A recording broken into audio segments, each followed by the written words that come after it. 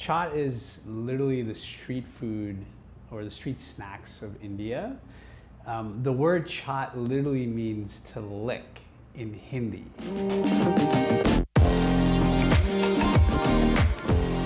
I'm Anshu Dua, I'm the co-founder and CEO of the Chaat Company. The best way that I've found to describe chaat is think of them like Indian tapas, right? They're these small bites of snacks that are served predominantly out of chaat carts, these roadside stalls in major cities throughout India.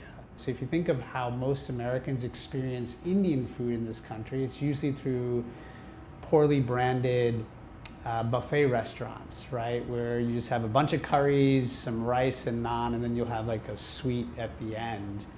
And that hasn't evolved. We think the opportunity is to build that first modern Indian brand that's targeting a younger generation of Americans, but we're coming at it with an angle for snacks. Indians are voracious snackers. They snack, I would say, as frequently, if not more frequently, than Americans, and so there's a lot of overlap there. You know, most lunch places in major cities in the US now focus in on the bowl concept, right? Where you walk in and you build a bowl of some sort of grain or salad base and you add a bunch of things on top, proteins, veggies, sauces, and chutneys, right? So that has evolved out of convenience, right? There aren't many Indian places that offer that type of experience. They're trying, right? So they're trying to evolve. And so you're thinking about where your audience is headed, and you've got to provide them with the form factors that they want your food in.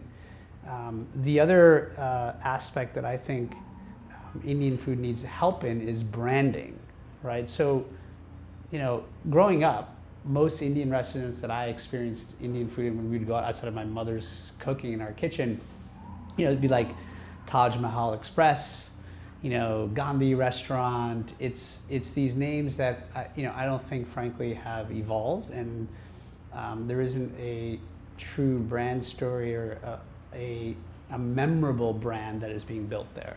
So I think branding, the story behind it has to also evolve. The ingredients that are in Indian food, especially Indian snacks, are really trending, right, in American snacking culture, but most Indian restaurants or Indian brands don't call that out, right? So you've got to educate the consumer that, yes, this product has turmeric in it, and by the way, it's had turmeric in it for thousands of years, right? And now we're having golden milk lattes at, you know, at high-end coffee shops. Well, you know what? Turmeric milk is something that, you know, was served in the streets of India. I certainly remember my mom giving us turmeric milk when we were young.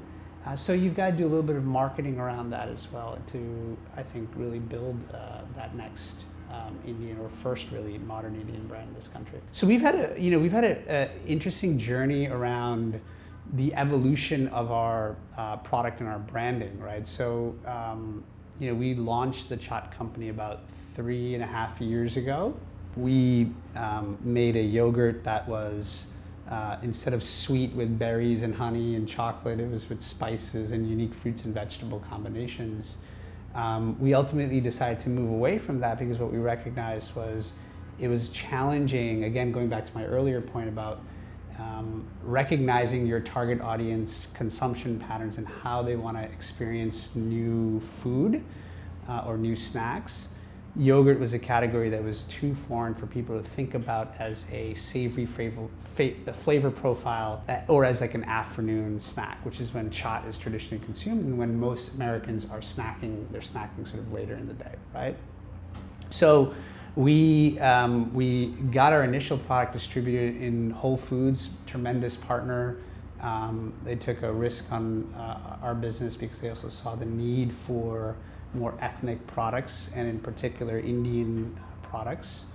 And we learned from that experience and recognized that there was a tremendous opportunity to build a modern Indian brand. People would come up to us when we were sampling our original product line in Whole Foods and saying, I love Bollywood, I love India, I've been to India, I've been to an Indian wedding, they last 6 days. There's this great sort of love affair with India, but there was no brand that was sort of bringing that sort of that they could point to and say, that's my Indian brand. I love food or snacks from that particular brand. So we thought there was great opportunity there. But we had to bring them products in a paradigm or packaging or form factor that they understood and fit into their lives. So what we decided to do was, after the initial product, we decided to retrench, focus on a new product line. And what we ended up coming up with is a product line called New Delhi Nachos, which is inspired by a North Indian street snack called papri chaat, which is traditionally prepared roadside with chickpea chips, usually like fried chickpea chips with spices. And on top of that, you add yogurt, variety of chutneys like tamarind chutney, sometimes coconut, sometimes mango, sometimes a green cilantro chutney, fruits and vegetables, and then a spice blend called chaat masala. And it's served sort of in usually like a leaf tray, and it's consumed fresh and immediately as it's prepared. So we took that sort of dish that's served and eaten by millions of Indians every day in India, and made it into what we call New Delhi Nachos, which is an Indian chip and dip. Our chips are still made from chickpeas, as traditional papri chaat is made, but they're a little bit healthier, right? So they're not fried; they're actually popped, and they are seasoned with our own chaat masala blend. And then we sort of created different chutneys for the different flavors. So we have a coconut chutney that's inspired by South India. We have a tomato chutney that's also inspired by South India. And then we have a tamarind date chutney, which is more traditionally North Indian. And we have a mango, it's like a spicy mango chutney, which is also that's more available throughout India. What's interesting is, over the last year, as we were sort of in R&D for this New Delhi Nacho line, we were actually doing pop-ups where we were going to where our target audience is. So we'd go into the corporate cafeterias of places like Google and Facebook,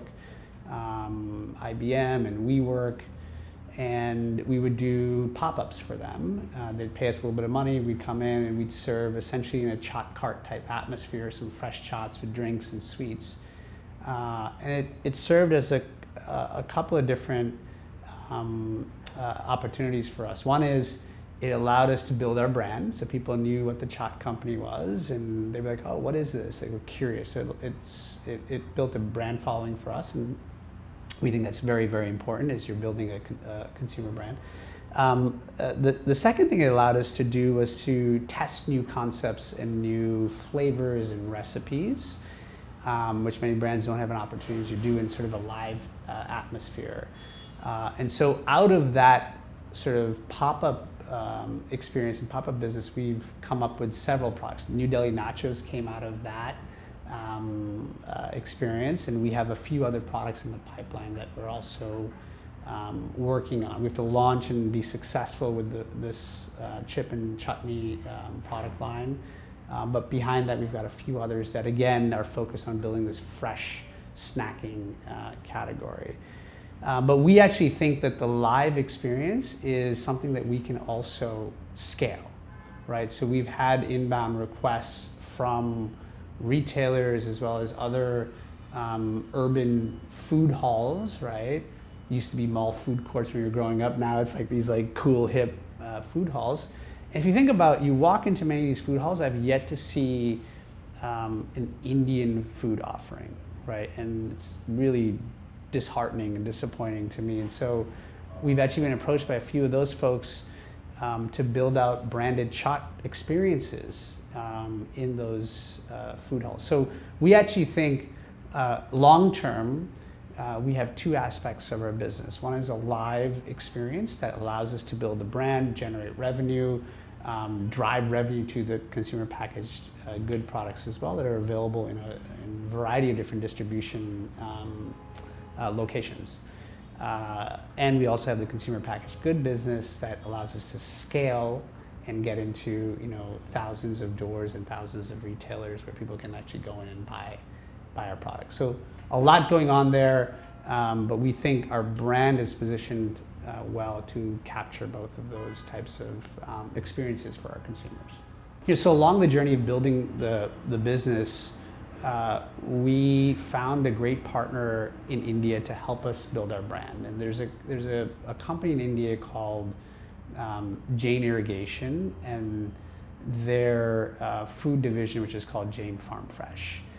So this business in India, they brought this irrigation technology to farmers for the first time. One thing that they recognized was a farmer can often invest a lot of time, a lot of energy in, you know, producing the fruits, vegetables, or spices that they were looking to harvest, and they may not get market rates for it. They may not get anybody to buy it. So all that effort sometimes goes to waste, where they're not necessarily reaping the rewards of that effort. And so they started to enter into contract farming relationships with many of these farmers. Again, just sort of give them a set price and a guarantee that if you produce the product, that we will buy it from you.